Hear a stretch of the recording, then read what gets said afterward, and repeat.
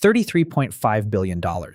That was the global box office revenue of cinema in 2025 alone, before counting streaming, television, or any other distribution window.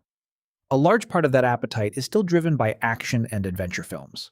And to keep those films exciting, combat scenes have become bigger, faster, more intricate, and more spectacular. But spectacle has a cost.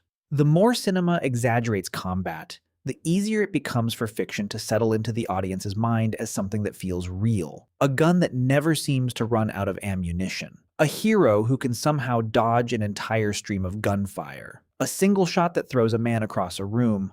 A suppressor that turns a gunshot into a quiet little pop, barely loud enough for anyone nearby to notice. On screen, all of this feels familiar. But once you place these images back into the real world, many of them begin to fall apart. That is the reason this series exists.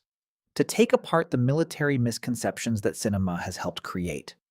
And in this first episode, we begin with the images action films use most often. Guns, ammunition, from rotary multi-barrel guns and shoulder-fired rockets, to shotguns, suppressors, body armor, and bullets fired into water. Cinema has built a version of combat that looks convincing, but behaves very differently from reality. The first misconception is the image of one person carrying a multi-barrel gun, pulling the trigger, and pouring an endless stream of fire into everything ahead of them. In films, Gatling-style guns and miniguns always feel overwhelming. The barrels spin violently, shell casings fall like rain.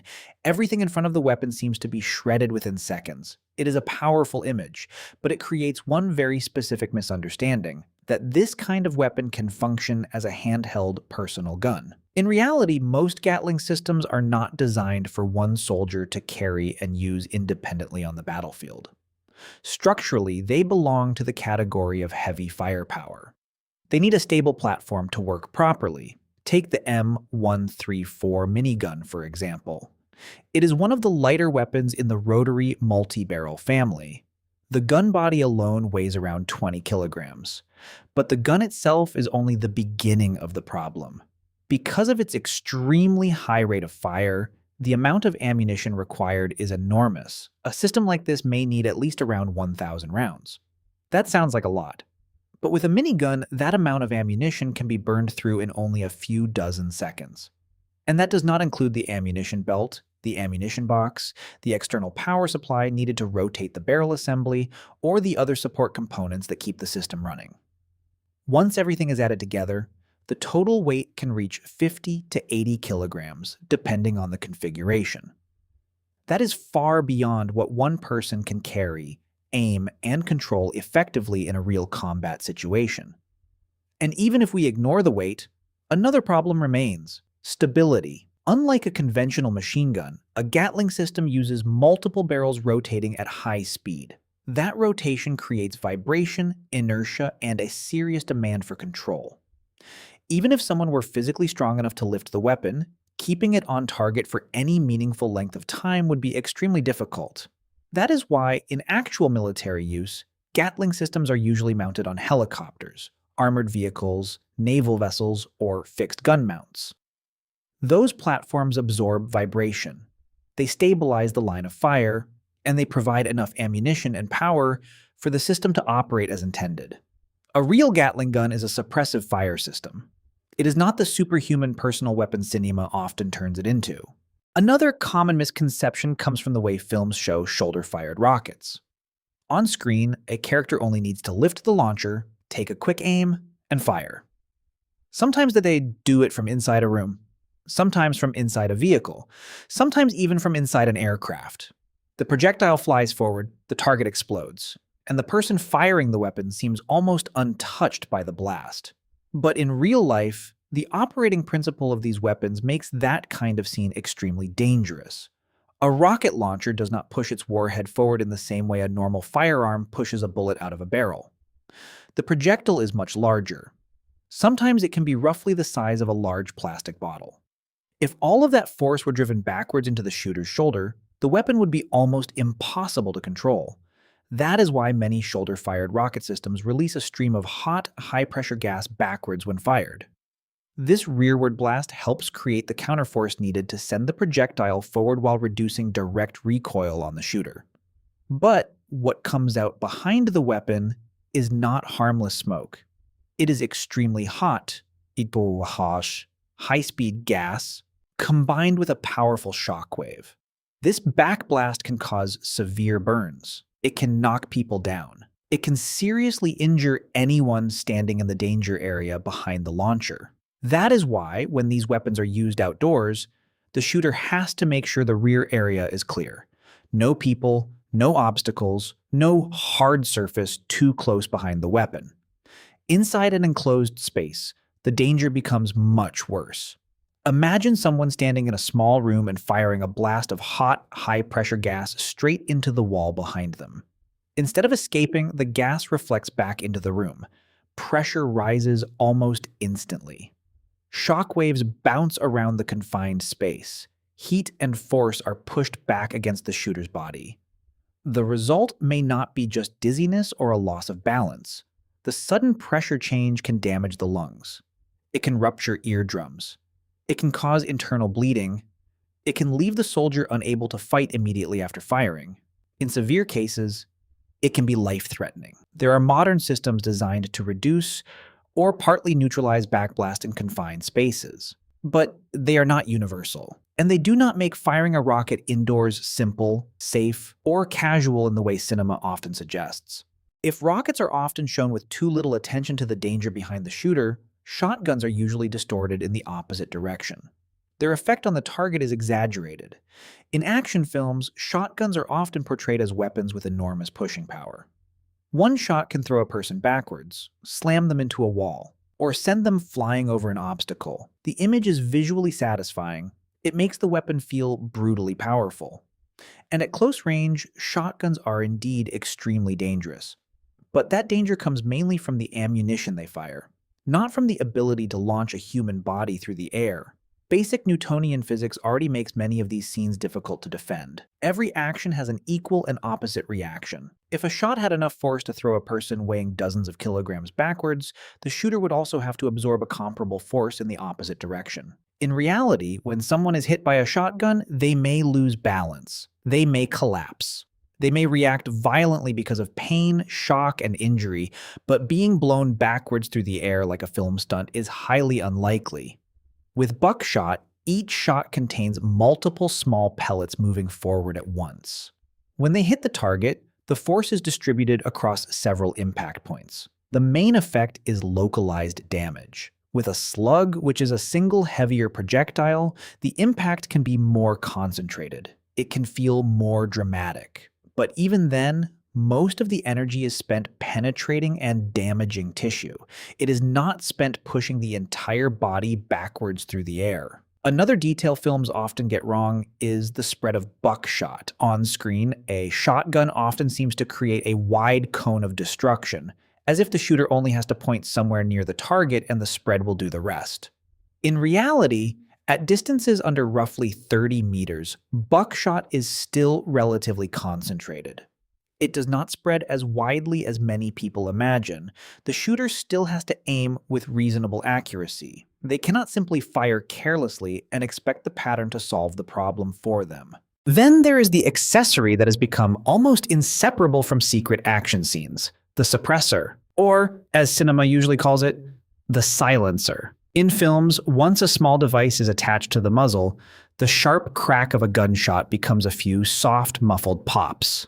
Sometimes it becomes almost silent. A character can enter a building, fire several shots, take down a target, and the people in the next room appear to hear nothing.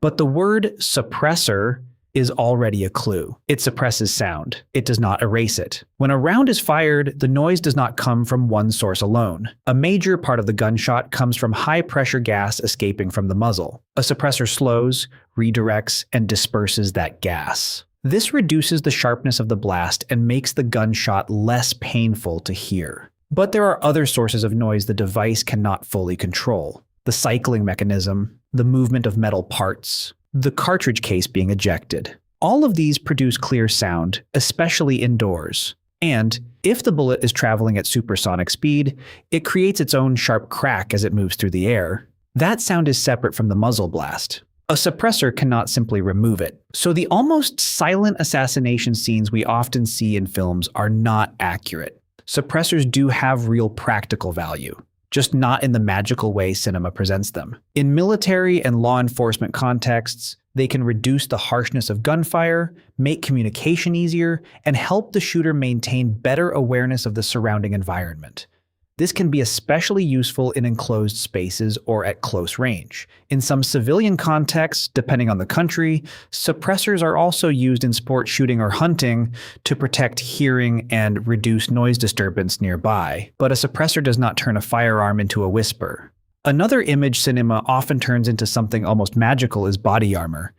In many films, once a character puts on armor, they seem nearly immune to small arms fire. Bullets hit the chest. The character staggers slightly. Then they stand up and keep fighting as if nothing serious has happened. Reality is much less forgiving. Body armor is not a universal shield. It comes in different types and protection levels. Each type is designed to deal with a specific level of threat. Soft armor is usually lighter and more flexible. It is useful for police officers or security personnel who need mobility, but it has limits. It is mainly designed to stop certain handgun rounds. When the threat level increases, especially with high-energy rifle rounds, soft armor is usually not enough. That is when hard armor plates are needed. These plates may be made from ceramic, steel, or composite materials. They are thicker, heavier, more restrictive. They can stop certain powerful rounds under certain conditions, but the cost is weight, bulk, heat, and reduced mobility. The image of a thin, lightweight suit that provides complete ballistic protection, like something from a spy film, is close to fantasy. More importantly, stopping a bullet does not mean the wearer feels nothing. When a bullet hits armor and is stopped, its energy does not vanish. It has to go somewhere. Much of it is transferred into the body of the person wearing the armor. The feeling can be like being struck hard in the chest by a heavy object, but at far greater intensity. The wearer may still suffer severe bruising, broken ribs, internal injuries caused by blunt force trauma. Body armor does not make a person immortal. It only increases the chance that the bullet will not penetrate the body. And in many situations, that difference is enough to save a life. Finally, there is the classic image of bullets being fired into water. It is a familiar action film moment. The main character is being chased. They dive into a river, a lake, or a swimming pool. The enemies above the surface immediately fire after them. The bullets enter the water in clean, straight lines.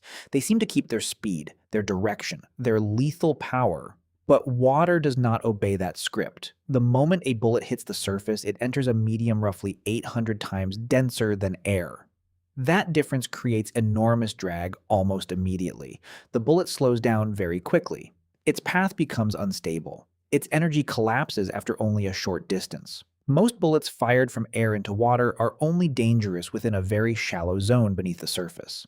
If the target is deep enough, the killing power of ordinary bullets drops dramatically. In other words, water can become a very effective barrier against shots fired from conventional firearms, as long as the person underwater is deep enough and not just below the surface. Of course, specialized underwater weapons do exist, but they do not work like ordinary land firearms. Instead of standard bullets, some systems designed for combat divers or naval special forces use long projectiles shaped more like darts. This helps reduce drag and maintain stability underwater.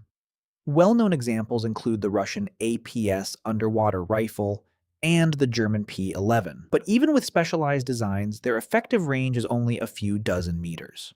Far shorter than weapons used on land. Cinema has every right to exaggerate. That is part of what makes it cinema. A handheld minigun is a striking image. A shotgun blast that sends an enemy flying feels powerful. A suppressor makes a stealth scene more tense. A character getting back up after being shot in body armor gives the story a dramatic pulse. But when these images are repeated again and again, they begin to shape how audiences imagine real weapons work. A minigun is not something one person can simply carry into battle. A shoulder-fired rocket cannot be launched carelessly inside a closed room. A shotgun does not turn a target into a sandbag flying backwards. A suppressor does not make a gun silent. Body armor does not remove all damage. And water is not a space where bullets travel freely as if they were still moving through air. That is what makes military misconceptions in cinema so interesting. They reveal the distance between two worlds. One world built for spectacle, and another forced to obey the hard limits of physics, engineering, and real combat.